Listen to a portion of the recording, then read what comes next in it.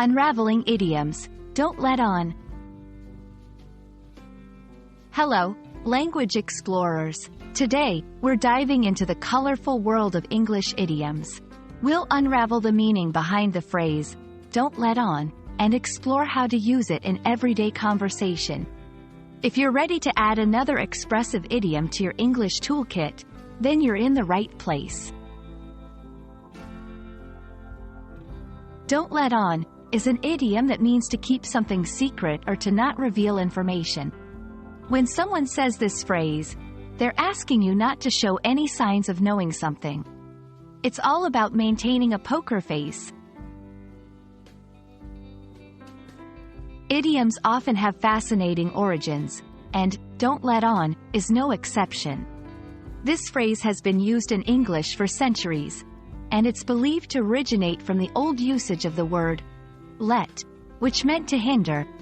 So, when you don't let on, you're essentially not hindering the secret from staying hidden. Let's put "don't let on" into action with some examples. If someone has a surprise party planned, you might hear, "She's arriving soon. Don't let on about the party." In a more serious context, if someone shares confidential information, they might say, "This is just between us. Please don't let on that you know." Understanding how to use an idiom in context can really help you grasp its nuances. If you're looking to vary your language, or if "don't let on" doesn't quite fit the bill, here are some synonyms. Keep under wraps. Keep to yourself. Zip your lip. Synonyms are a great way to expand your vocabulary and express the same idea in different ways. And that's a wrap on "Don't Let On."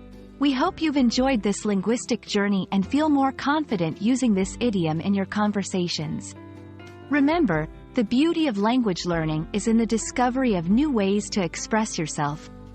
Keep practicing, and don't let on that you're becoming an idiomatic expert. Until next time, happy learning!